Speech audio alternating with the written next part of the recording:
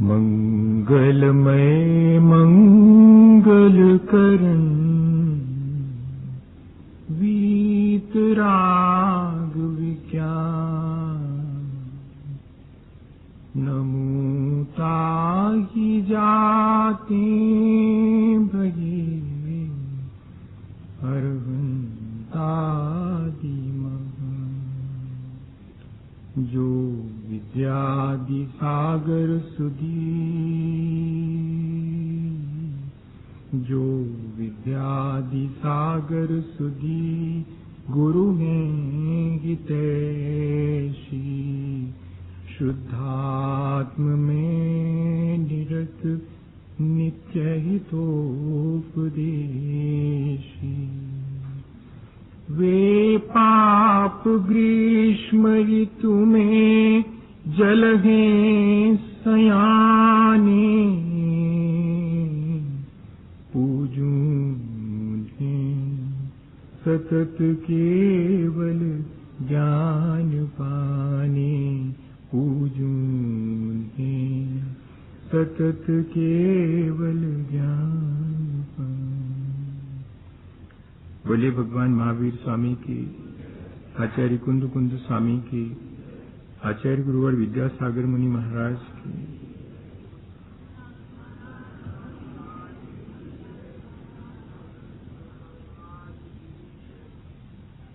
हम सभी लोगों ने कल अपने मौजूदा जीवन को जिस तरह हम जी रहे हैं और ये जो संसार दिखाई पड़ रहा है या और भी जो संसार में विविधता दिखाई पड़ रही है, उन सब की जिम्मेदारी किसकी है, इस बात पर विचार किया था और अंततः हम इस निर्णय पर पहुंचे थे कि जो जिस तरह जी रहा है उसकी जिम्मेदारी उसकी खुद की है, किसी और की जिम्मेदारी उसमें नहीं है। कर्म प्रधान विश्व करी राखा, जो जस करे सो तस फल चाखा। ये सारा संसार कर्म प्रधान है। जो जैसा यहाँ कर्म करता है वो वैसा फल पाता है, वैसा फल उसे चखना पड़ता है। जो हम विचार करते हैं वो हमारा मन का कर्म है, जो हम बोलते हैं वो हमारा वाणी का कर्म है, जो हम क्रिया करते हैं या चेष्टा करते हैं वो हमारे शरीर का कर्म है। और इतना ही नहीं, जो हम करते हैं वह तो कर्म है ही, जो हम भोगते हैं वह भी कर्म है, और जो हमारे साथ जुड़ जाता है, संचित हो जाता है, वह भी कर्म है। इस तरह ये सारा संसार हमारे अपने किए हुए कर्मों से हम स्वयं निर्मित करते हैं। और यदि हम अपने इस संसार को समाप्त करना चाहें या इस संसार को हम बढ़ाना चाहें तो उन दोनों की जिम्मेदारी हमारी अपनी है। हर जीव की अपनी इंडिविजुअलिटी है, हर जीव की अपनी स्वतंत्र सत्ता है। एक दूसरे से हम प्रभावित होकर मन में विचार करते हैं, वाणी से अपने विचारों को व्यक्त करते हैं, शरीर से चेष्टा या क्रिया करके और उस विचार या कही गई बात को पूरा करने का प्रयत्न करते हैं। और इस तरह हमारा संसार किन्हीं क्षणों में बढ़ता भी है और किन्हीं क्षणों में हमारा संसार घट भी जाता है। तो इसलिए जो संसार की विविधता है वो मेरी अपनी वाणी मेरे अपने मन और मेरे अपने शरीर से होने वाली क्रियाओं पर निर्धारित है बहुत हद तक। गीता में कर्म के 3 भेद करे गए हैं। जैन दर्शन में भी कर्म के 3 भेद करे गए हैं। हम दोनों को समझें। कुछ क्रियमान कर्म होते हैं जो हम करते हैं और उनका फल हमें तुरंत देखने में आता है। हम सुबह से शाम तक जो भी कर्म करते हैं उन कर्मों का फल भी हमें हमारे सामने ही देखने में मिल जाता है। कोई सुबह से नौकरी पर जाता है और एक दिन में जितना काम करता है शाम को उतने पैसे उतनी तनख्वाह लेकर के लौटता है। हम यहां पर किसी को गाली देते हैं, वो हमें तमाचा मार देता है। हमारा गाली देने का कर्म हमें किसी न किसी रूप में फल देकर के चला जाता है। ये क्रियमाण कर्म है। ये हम रोज कर रहे हैं और उसका फल भी लगे हाथ चखने में आ जाता है, चाहे वो शुभ हो या कि अशुभ हो। लेकिन इतना ही नहीं है, इससे भी कुछ अधिक है। कुछ ऐसे क्रियमाण कर्म हैं जिनका फल हमें तुरंत नहीं मिलता है, देर सवेर मिलता है। जैसे कि वे सब कर्म संचित कहलाते हैं। कुछ कर्मों का फल ही हमें रोज मिलता है, कुछ का फल तो हमें बाद में मिलता है। कर्म हमारे वर्तमान के भी हैं, कर्म हमारे साथ अतीत के भी हैं, कर्म हमारे साथ भविष्य में क्या व्यवहार करेंगे यह भी वर्तमान में ही हम निर्धारित कर लेते हैं। तो वो जो संचित कर्म है वो क्या चीज है? वो जो हमें बाद में फल देते हैं वो सब संचित कहलाते हैं। जैसे कि गेहूं बोएं 120 दिन के बाद फसल आएगी, बाजरा बोएंगे 90 दिन के बाद आएगी, और अगर आम बोया है 5 वर्ष के बाद फल लगेंगे। हमने अपने माता पिता के साथ खोटा व्यवहार किया है, संभव है कि उसी जीवन में और हमारे बच्चे हमारे साथ ठीक वैसा ही व्यवहार करें जैसा हमने अपने माता पिता के साथ किया। तुरंत देखने में नहीं आता, पर उसके आफ्टर इफेक्ट्स हमारे सामने देखने में आते हैं। बीज आज बोते हैं, फल बहुत देर के बाद देखने में आता है। एक बेटा बहुत छोटा सा है और वो अपने इकट्ठे किए हुए सामान में चाय के कुल्हड़, मिट्टी के और भी बर्तन वो सब इकट्ठे करता है। पिता एक दिन उससे पूछते हैं कि तुम ये किस लिए इकट्ठे कर रहे हो?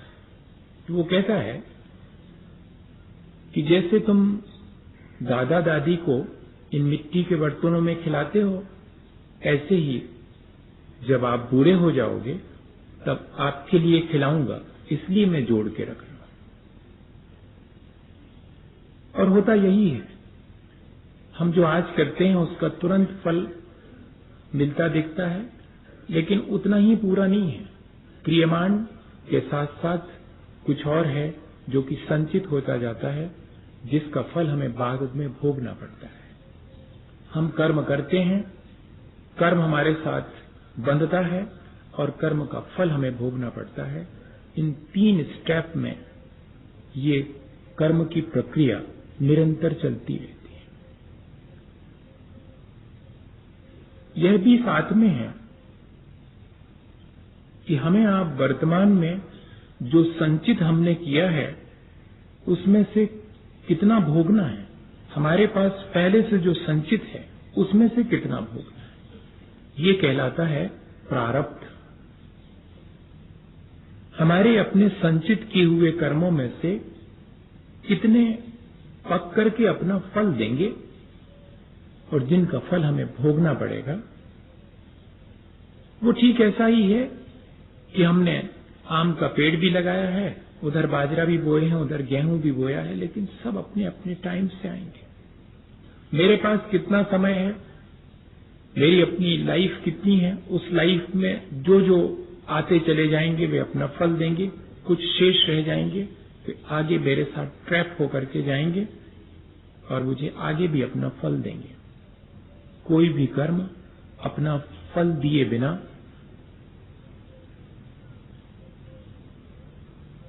जाता नहीं है, किसी न किसी रूप में देगा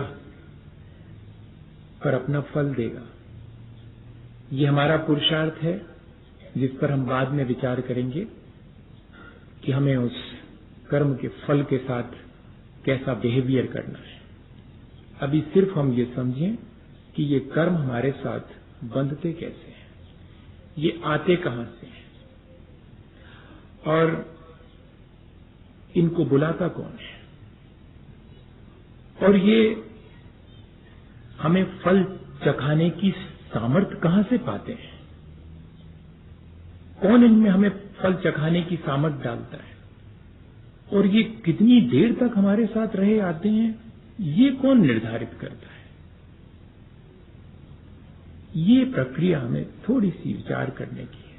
होता इतना ऑटोमेटिकली है कि हम अपनी थोड़ी सी बुद्धि से सबके बारे में सोच नहीं सकते, पर एक प्रक्रिया हमारे सामने अगर रहे कि हाँ इस तरह होता है, बुलाता कौन है इन कर्मों को, ये आते कहां से, ये कहीं और से नहीं आते, हमारे कर्मों से हम इन्हें बुलाते हैं।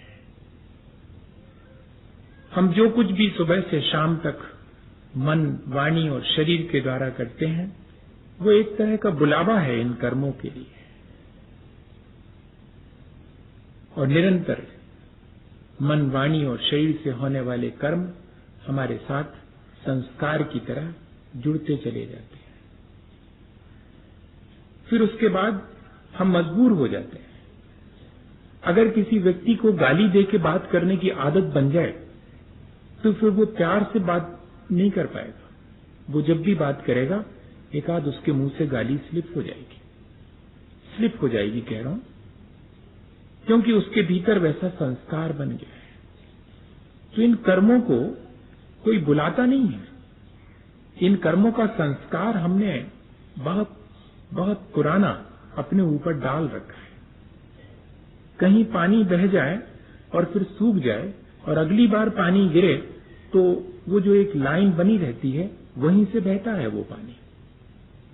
ठीक ऐसा ही हमारे साथ है। हम निरंतर अपने मन, वाणी और शरीर से कर्मों को, संस्कारों को आमंत्रण देते हैं, और फिर इतना ही नहीं, हमारे भीतर उठने वाले काम, क्रोध, मान, माया, लोभ, ये जितने भी भाव हैं, चाहे वो शुभ अशुभ हों, चाहे वो तीव्र मंद हों, चाहे वो जानबूझ के किए गए हों या कि अज्ञानता से हो गए हों, किसी भी तरह के भाव किसी माध्यम से हुए हों, लेकिन हमारे भीतर उठने वाले भाव कैसा ये कर्म अपना फल चखाएगा इस बात को निर्धारित करते हैं।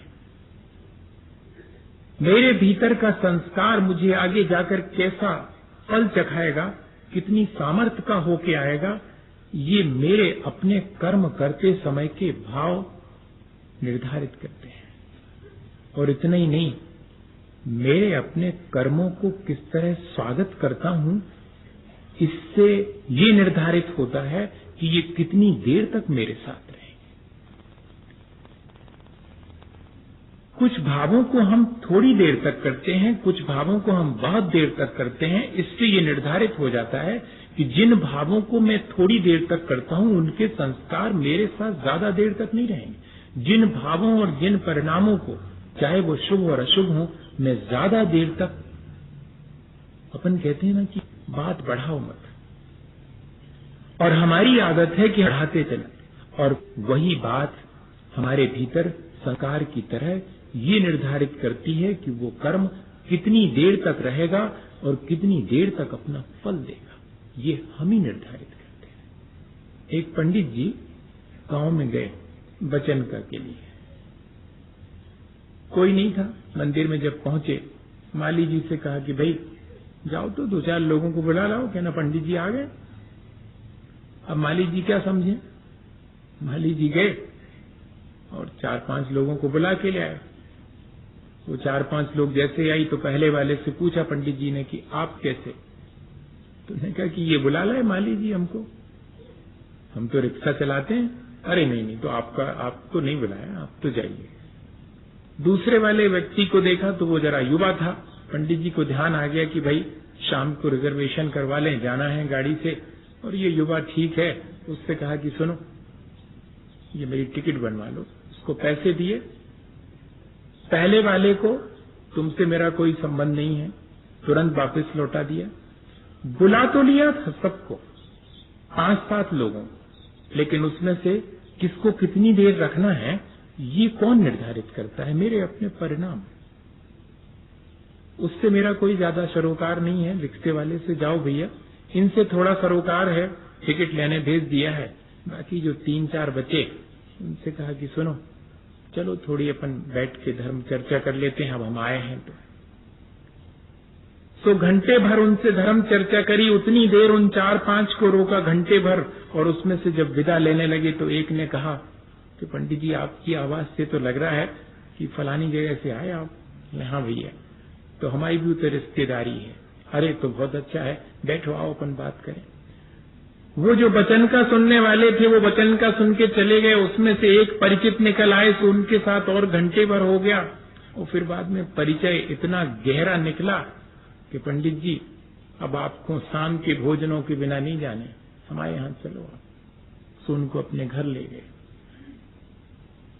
बताइएगा किसने निर्धारित किया ये कि कौन कितनी देर साथ रहेगा और कौन कौन आएगा? हमने ही बुलाया है, और हम ही जितनी देर रखना चाहें रख सकते हैं। ये हमारे ऊपर निर्भर है। कर्म भी ऐसे ही हैं। हमारे मन, वाणी और शरीर से इनको हम आमंत्रण देते हैं कि आओ, और फिर हमारे अपने परिणाम जैसे होते हैं उसके अनुसार ये हमें फल चखाते हैं। हमारा जिसके साथ जैसा व्यवहार होता है उससे हमें वैसा ही तो मिलता है, वैसा ही फल हमें चखने में आता है। इस तरह ये कर्म की प्रक्रिया निरंतर चलती रहती, क्योंकि सोते, जागते, खाते, पीते, उठते, बैठते, आते जाते हर स्थिति में मैं मन, वचन और कर्म की कोई ना कोई क्रिया करता ही रहता हूं। सोते समय भी मेरे मन, वाणी और शरीर की सक्रियता बनी रहती है, और इसलिए निरंतर मेरे साथ ये कर्म चलते ही रहते। एक क्षण के लिए मैं कोई भी यहाँ पर जीव कर्म से मुक्त नहीं हो, चाहे वो करने वाले कर्म हो, चाहे वो भोगने वाले कर्म हो, चाहे वो संचित होने वाले कर्म हो। एक क्षण के लिए भी यह प्रक्रिया रुकती नहीं है। जैसे कि किसी की दुकान बहुत अच्छी चलती हो और घर आकर के माँ से वो कहे, माँ के पूछने पर कि आज तो दुकान बहुत चली, ग्राहकों में उलझे रहे, तो माँ कहे कि क्या एक ही ग्राहक में उलझे रहे? कहते नहीं, ग्राहकों का तांता लगा रहा। एक ही कर्म का फल भोगते रहते हैं हम, ऐसा नहीं है। एक ही कर्म करते रहते हैं, ऐसा नहीं है। बस उसका तांता लगा रहता है, एक के बाद दूसरा, दूसरे के बाद तीसरा। कहने में तो यही आता है कि हम कर्म करते रहे, चाहे वो भले हों, चाहे बुरे हों, चाहे वो अच्छे भावों से किए हों, चाहे तीव्रता से किए हों, चाहे मंदता से किए हों, जानबूझ के किया हों, अज्ञानतावश किए हों, किसी से प्रेरित होकर के किए हों, या कि अपने सहज भाव से किए हों। निरंतर कोई ना कोई प्रकार से हम, और ये तांता लगा ही रहता है, ये कंटिन्यूटी बनी ही रहती है। और ऐसा नहीं है कि आज ही हमने शुरू किया है, फ्रॉम वेरी बिगिनिंग। हमें याद भी नहीं है, जब से हमारा जीवन है तब से ये मन, वाणी और शरीर तीनों की सक्रियता बनी हुई है। जब तक ये मन, वाणी और शरीर की सक्रियता है तब तक मेरे कर्म आते रहेंगे, और जब तक मैं कोई न कोई शुभ अशुभ भाव करता रहूंगा, काम, क्रोध, मान, माया, लोभ के परिणाम जो विकारी मेरे भीतर उठते हैं वे जब तक चलते रहेंगे तब तक ये कर्म की प्रक्रिया निरंतर चलती रहेगी। कर्म की प्रक्रिया इस तरह की है। इस कर्म की प्रक्रिया में भागीदारी किसकी है, अब इस पर जरा समझा तो शायद बात और क्लियर हो, ताकि हम जिनकी पार्टनरशिप है वो खत्म कर देवें तो संभव है कि इस कर्म बंध की प्रक्रिया से हम निजात पा जाएं, क्योंकि प्रक्रिया तो ये निरंतर चलने वाली है। समझ में आ गया, क्योंकि कोई भी क्षण ऐसा नहीं है जिसमें हम कर्म से मुक्त हो।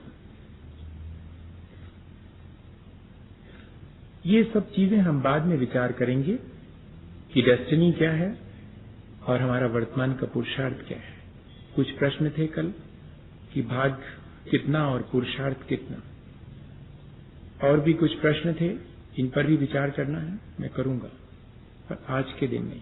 आज तो कर्म की साझेदारी में कौन कौन मेरे साथ है इस पर थोड़ा सा विचार करेंगे, और इस कर्म बंध की प्रक्रिया को समझने के बाद, उसकी साझेदारी को समझने के बाद अपने आप ये बात समझ में आ जाएगी कि कितना मेरे भाग्य से और कितना मेरे पुरुषार्थ से, और भाग्य को और पुरुषार्थ को कौन निर्धारित करता है, ये सब चीज समझ में आएगी। एक बहुत अच्छा विचार भी मेरे पास आया था कल शाम को, किसी ने लिख करके दिया था कि मुझे अपनी उस परम विशुद्ध अवस्था को प्राप्त करना है। ये बात तो ठीक है, लेकिन सिर्फ उस परम विशुद्ध अवस्था को ही प्राप्त करने के लिए मैं सारी चीजें करूं, ये बात सबको हो सकता है कि ठीक न जान पड़े। तो क्यों ना हम ऐसा करें कि मेरा जो वर्तमान का जीवन है मुझे उसे ही बहुत अच्छे ढंग से जीना है। अगर इतना भी कर लें तो बाकी जो बहुत कठिन से विचार हैं कि ईश्वर क्या है और ईश्वर कहाँ रहता है और ईश्वर को बनाया किसने है, या कि ईश्वर ने सृष्टि को बनाया है, इन सारी बातों को यदि हम सिर्फ विचार तक सीमित रखें, और करने के लिए तो सिर्फ इतना ही है कि हम अपने लक्ष्य को ध्यान में रख करके अपने वर्तमान को अगर सुधारें, तो क्या एक विचार नहीं हो सकता? मैं इस विचार से सहमत हूं, यह भी एक विचार है।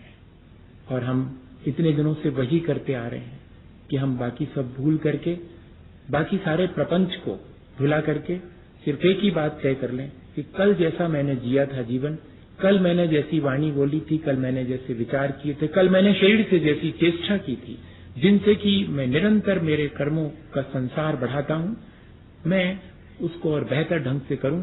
कर्मों को बेहतर ढंग से करने का मतलब है कर्मों से मुक्त होना, और कोई बहुत बड़ी चीज नहीं है। कर्म जितने बेहतर ढंग से हम करेंगे, बेहतर ढंग क्या है जिससे कि आगे संचित ना हो, वही ढंग सबसे बेहतर है। और जो व्यक्ति ये ढंग सीख लेता है वो व्यक्ति कर्मों से पार हो जाता है। ये बात अपन आगे समझेंगे, इसलिए मैं इस विचार से सहमत हूं। अब हम इस बात को थोड़ा सा डिस्कस कर रहे हैं कि इसमें भागीदारी किस किस की है। मेरे कर्मों के आने में मेरे मन, वाणी और शरीर, और मेरे अपने भाव, उनको रोकने में, उनको सामर्थ्य देने में। कर्मों को जो बंध जाते हैं मेरे साथ, जो बाद में फल देते हैं, उनको सामर्थ्य भी मैं ही देता हूं, मेरे अपने परिणाम उनको सामर्थ्य देते हैं। तब देखें कि कौन सी चीजें हैं। 3 चीजें हैं। मेरी अपनी आसक्ति, मेरा अपना मोह, ये कर्मों के बंधन में पहला भागीदार है। इसमें मेरी परवशता है, क्योंकि ये संस्कार मोह का और आसक्ति का बहाना चला रहा है। ये मेरे हाथ की नहीं है, ये परवश है, साझेदारी। दूसरी है मेरे अपने वर्तमान के पुरुषार्थ का निर्धारण, भला करना है या कि बुरा, ये साझेदारी मेरे कर्मों के बंधन में इसकी भी है। मेरे वर्तमान पुरुषार्थ की भी साझेदारी है, वो भला भी हो सकता है और बुरा भी हो सकता है। ये निर्धारित मैं करता हूं, ये मेरे स्ववश है। मोह और आसक्ति में थोड़ा परवश हूं, लेकिन वर्तमान के पुरुषार्थ जो कि मेरे हाथ में है। और तीसरी बात, इस कर्म बंध की प्रक्रिया के बारे में गाफिलता, लापरवाही और अज्ञानता ये तीसरा साझीदार है मेरे कर्म बंध की प्रक्रिया। ये भी मेरे हाथ में है। 3 में से 2 मेरे हाथ में है, 1 में जरा मैं परवश हूं। ये 3 भागीदार है मेरे। इसमें से जिसमें मैं परवश हूं उस पर पहले विचार कर लें। ये जो मेरा मोह है, मेरी जो आसक्ति है, मेरे जो कर्म करने का निरंतर, आज वर्तमान में अगर कोई कहे कि शांत बैठो, तुम उसको निठल्ला मानेंगे? क्या कुछ भी नहीं करते हो, कुछ करो। ये जो कुछ करो वाली प्रक्रिया है, इस संसार के मोह की वजह से वो मेरी अपनी परवस्था जैसी हो गई है कि कुछ करो, लगे रहो। अशुभ में लगे हो तो अशुभ में लगे रहो, शुभ में लगे हो तो शुभ में लगे रहो। मुझे शुभ और अशुभ दोनों के बीच साम्य भाव रख करके जीना है, ये बात ख्याल में ही नहीं आती। मेरा मोह मुझे निरंतर कर्म करने के लिए प्रेरित करता रहता है। मेरी आसक्ति मुझे निरंतर संसार के कर्म करने के लिए। थोड़ी देर को जब मोह शांत होता है तब संसार के कर्मों से ऐसा लगने लगता है कि अब बहुत हुआ, टू एनफ। वरना तो कई बार हम संसार के कार्य द्वेषवश छोड़ देते हैं, हमसे नहीं होता, कहां तक करें हम। और या फिर नहीं करता हूं राग पूर्वक या कि द्वेष पूर्वक, दोनों स्थितियों में मैं निरंतर कर्म में संलग्न रहता हूं।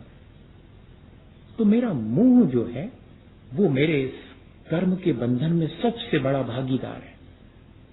और मेरा वर्तमान का पुरुषार्थ तो है ही, और मेरी अज्ञानता भी है। कर्म कैसे कितनी जल्दी बंध जाते हैं मैं जानने ही नहीं चाहता।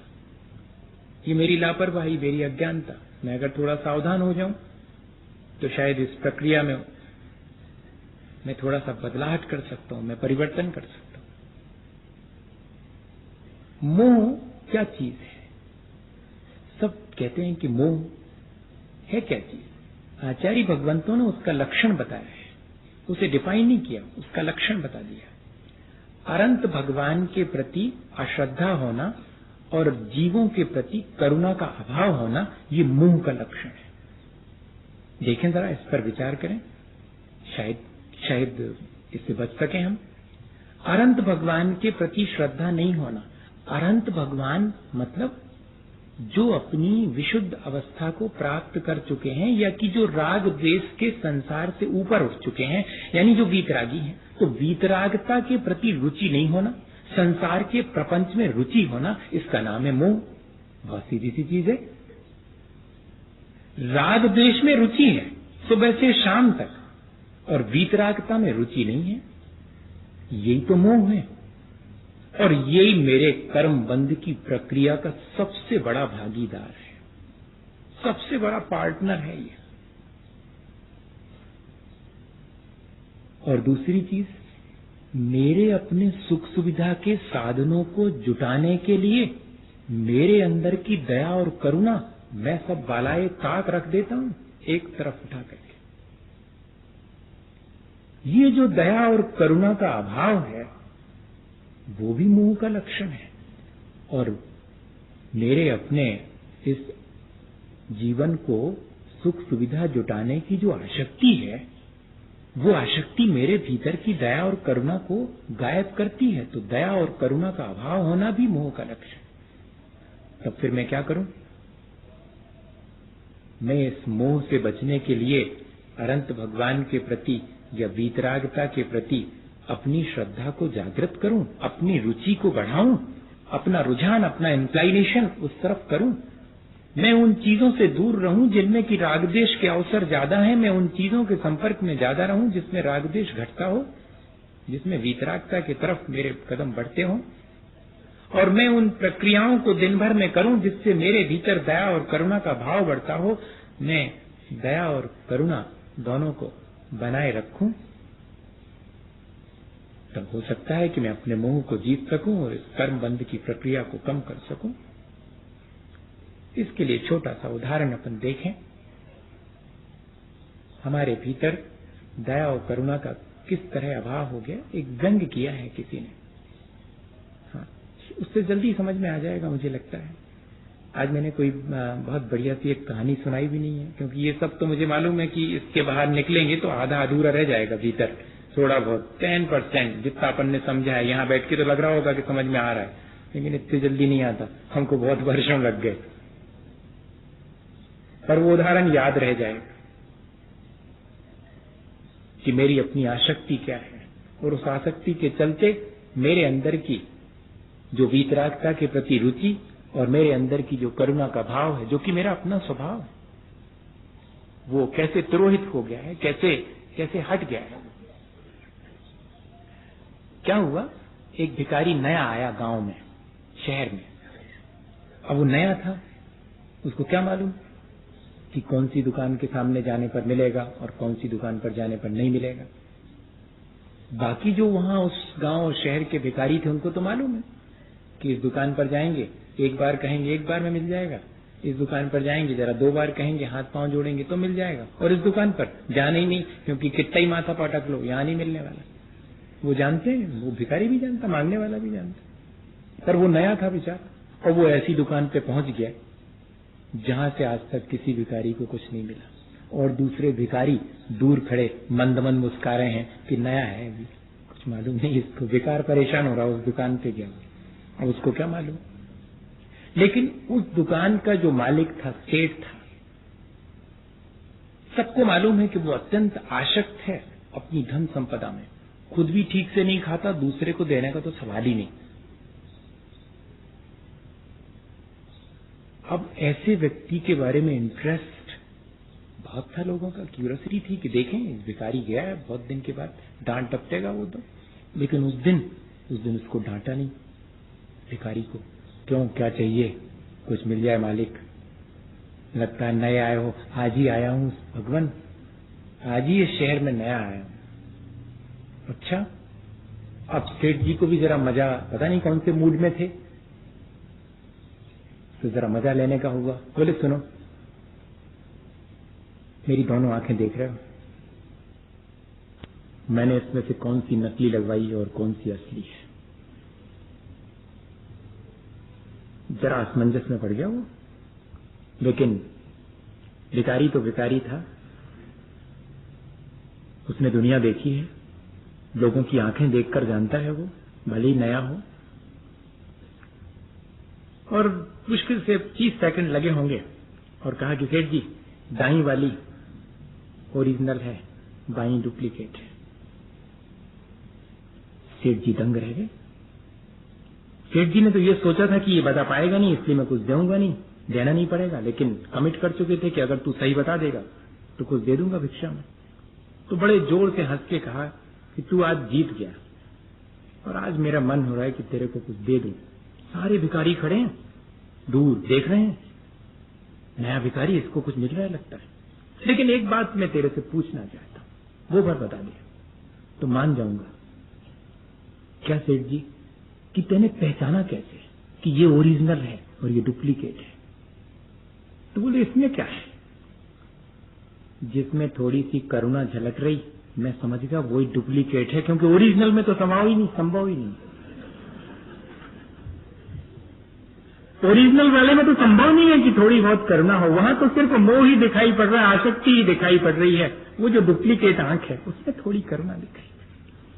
क्या ये उदाहरण इस बात की सूचना नहीं देता है कि मेरा मोह मेरी अपनी करुणा को नष्ट कर देता है, मेरी अपनी जो वास्तविकता है उससे मुझे विमुख कर देता है, मुझे राग देश में डाल देता है, मुझे वीतरागता से विमुख करता है। शायद ये इसीलिए आचार्यों ने देखा कि वीतरागता में अरुचि होना, जहां धर्म की बात हो रही हो, जहां आत्मा के विकास की बात हो रही हो, वहां इंटरेस्ट नहीं है। जहां प्रपंच हो वहां इंटरेस्ट है, यही तो मेरा मोह है। और जहां प्राणी मात्र के प्रति करुणा होनी चाहिए, जहां क्षण भर को मेरी अंतरात्मा दया का भाव बाहर लाती, उसी समय मेरी आसक्ति कहती कि ठहरो, ऐसे कहां तक दया करते रहोगे, किस किस पे करोगे, बहुत दुनिया पड़ी हुई है। ऐसा मुझे सलाह देता है ये मेरा मोह। मुझे इस प्रक्रिया में इस सबसे ज्यादा खतरनाक भागीदार पर विचार करना चाहिए, ताकि मैं इस कर्म बंध की प्रक्रिया से बच सकूं। और दूसरे नंबर पर मेरे अपने वर्तमान का पुरुषार्थ, मुझे भला करना है या बुरा करना है, ये मेरे ऊपर निर्भर है, इसमें किसी का कुछ भी नहीं है। ये बात जरूर है कि भले और बुरे की प्रेरणा मेरे भीतर जो संचित कर्म है वे मुझे देते हैं, लेकिन कितने भी संचित कर्म बुरे क्यों ना हो, मेरी अंतरात्मा की आवाज को दबा नहीं पाते हैं। चोरी करने वाले चोर की भी एक बार अंतरात्मा की आवाज उसे चोरी करने से रोकती है, उसे भला करने की प्रेरणा देती है। इसलिए मेरे अपने वर्तमान का पुरुषार्थ भला करना है या बुरा करना है, इसकी चॉइस मेरी अपनी है, इस पर मेरा पूरा का पूरा अधिकार है। इसलिए इस बात पे विचार करना चाहिए कि मुझे अपने जीवन में शुभ और अशुभ में से किसे चुनना है, जबकि मेरे सामने दो ही ऑप्शन है। शुद्ध वो तो मेरा लक्ष्य है, लेकिन मेरे सामने ऑप्शन तो शुभ और अशुभ दो में से एक है। तब मेरे वर्तमान का पुरुषार्थ शुभ की तरफ होना चाहिए, अशुभ की तरफ नहीं होना चाहिए। और तीसरी चीज, जब मैं कर्मबंध मुझे निरंतर चलता रहता है, तब मैं क्यों इतना लापरवाह हूं, तब मैं क्यों इस कर्मबंध की प्रक्रिया को ठीक ठीक समझना नहीं चाहता हूं। मुझे समझ लेना चाहिए, क्योंकि कर्मबंध की प्रक्रिया को समझ लेने से मैं उसमें परिवर्तन कर सकता हूं। इसलिए तीसरी भागीदारी भी मेरे हाथ में है। मैं जितना अपना कर्मबंध की प्रक्रिया में ज्ञान बढ़ाऊं, उतना मेरे अपने कर्मबंध की प्रक्रिया को बदलने की सुविधा मुझे प्राप्त हो जाएगी। एक उदाहरण है, मैं शायद पहले दे चुका हूं। मैं जौहरी बाजार में था और आज और भी लोग हैं और हमको रिवाइज कर लेना चाहिए उसको। मुझे आचार्य महाराज ने सुनाया था, साड़ूमल में एक पंडित जी थे, पंडित हीरालाल जी, सिद्धांत शास्त्री। सिद्धांत का बड़ा ज्ञान था, करणानी योग का बड़ा ज्ञान था उनको, कर्म फिलॉसफी बहुत अच्छी जानते थे। और वो रोज वचन का करते थे और समझाते थे कि देखो भैया, कर्म कैसे बंधते हैं, जैसे अपने परिणाम हो, तीव्र हो, मंद हो, जानबूझ के अपन करेंगे और कोई चीजें ऐसी हैं जो अनजाने में हो जाती हैं अपन से, देखो इन सब में अलग अलग कर्म बंधते हैं, ऐसा समझाते थे वो हमेशा। उसमें एक व्यक्ति गरीब भी बैठता था रोज, वो भी समझता था। एक दिन वो पकड़ा गया, चोरी करते पकड़ा गया। पंचायत बैठी कि भैया तुमने चोरी क्यों की। उस चोरी भी ऐसी करी गैर बुद्धिमानी की कि अपने ही 5-7 घर दूर, जहां वो रहता था वहां से 5-7 घर दूर किसी व्यक्ति का मकान था, उनके यहाँ गायें बंधी थी, सो उनको डालने का भूसा रखा था, भूसे का बोरा, सो वो उठा करके ले गया। और ऐसा बुद्धू कि वो उसमें छेद था, तो वो भूसा जो है लाइन बनती गई अपने घर तक, वो घरे टिका लो भैया ने। चोरी भी करी तो ऐसी गैर बुद्धिमानी से करी। वो पकड़ में भी आ गया। वो पकड़ में आया तो कह भी दिया कि हो जो चुराओ तो हम ही ले आए थे। सारी बात स्वीकार कर ली। लोग जानते हैं कि रोज वचन कहां बैठता पंडित जी की, बात कुछ और है। आदमी चोट नहीं मालूम पड़ता, कोई और बात है। क्या बात थी भैया? कहते 3 दिन हो गए ने हमारे घर से ने हमारे पेट में भोजन नहीं गया, तो हमने सहन कर लिया पानी पी के, लेकिन कल हमसे देखा नहीं गया। हमारा छोटा सा बेटा दूध के लिए जिद कर रहा, हमारे पास रोटी का टुकड़ा भी नहीं है, पानी कब तक पिलाएं उसको, उसके लिए दूध चाहिए था।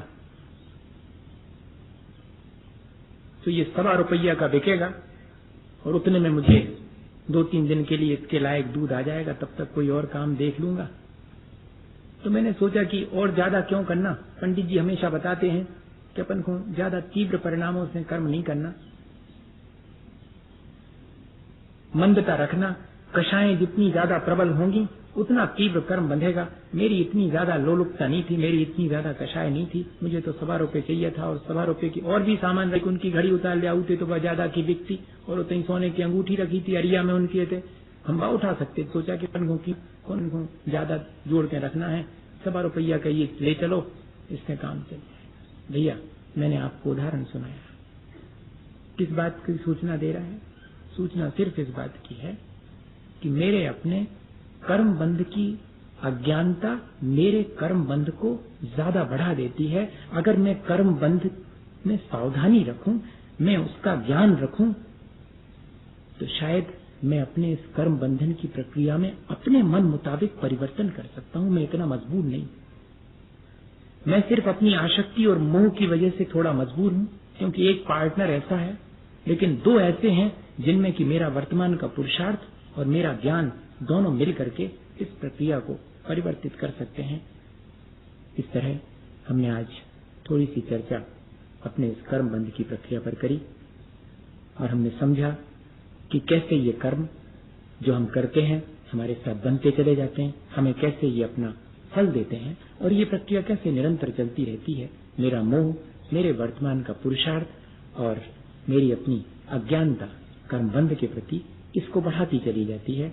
मैं अगर अपने पुरुषार्थ को संभाल लूं, मैं अपने ज्ञान को बढ़ा लूं और मैं अपने मोह को घटाता चलूं, वीतरागता के प्रति मेरा रुझान बढ़ता जाए, तो शायद इस कर्मबंध की प्रक्रिया में कुछ परिवर्तन मैं कर सकता हूं। इसी भावना के साथ कि हम इस कर्मबंध की प्रक्रिया को समझकर इस कर्म से मुक्त हो सकें, बोले आचार्य गुरुवर विद्यासागर मुनि महाराज। हे गुरुवर शाश्वत सुख दर्शक यह नग्न स्वरूप तुम्हारा है, जग की नश्वरता का सच्चा दिग दर्शन करने वाला है। जब जब ऋषियों में रचे पट कर गाफिल निद्रा में सोता हूँ, अथवा वह शिव के निष्कंटक पथ में विषकंटक होता हूँ। अर्धनिशा का सन्नाटा वन में वनचारी करते हूँ, तब शांत निराकुल मानस तुम तत्वों का चिंतन करते हो। करते तप शैल नदी तट पर तरु कलवर साथी झड़ियों में, समतारत पान किया करते सुख दुख दोनों की घड़ियों में। अंतर ज्वाला हरती वाणी मानो जड़ती हो फूल जड़ियाँ, भव बंधन कर तर टूट पड़े खिल जावे अंतर की कलियाँ। तुम सावधानी क्या कोई हो, जग को दे दी जग की निधियाँ, दिन रात लुटाया करते हो शम शम की अविनत शर्मणियाँ। हे निर्मल देव तुम्हें प्रणाम, हे ज्ञान दीप आगम प्रणाम, हे शांति त्याग के मूर्तिमान शिव पथ पंथी गुरुवर प्रणाम। मिथ्यात्म नाश रेखो ज्ञान के प्रकाश रेखो, आपा पर भात रेखो भानु से बखानी है। सहो जग जान वेखो बंद वेद भान वेखो, सफर पिछान वेखो परम प्रमाणी है। अनुभव बताए रेखो जीव के जताए रेखो, काहू न सताए रेखो भवे हो रे आनी है। जहाँ तहाँ तार वेखो पार के उतार वेखो, सुख विस्तार वेखो यही ज्ञानवाणी है। जावाणी के ज्ञान से सुनियो करो, ओ वाणी मस्तक नमो सदा रे तुम। सुरख चंदन तांदुल को सके स्वरूप दीप रूप पलागे, रमल मंगल गान रवा कुजे, जिन गहे मुनिराज मगम। ओम ह्रीं श्री स्वाट परम पूजाचार्य गुरु श्री विद्यासागर जी महाराज की संगत मुनि श्री क्षमासागर जी, श्री भवसागर जी महाराज के चरण कमल की पूजा अनर्थ प्राप्त पावती।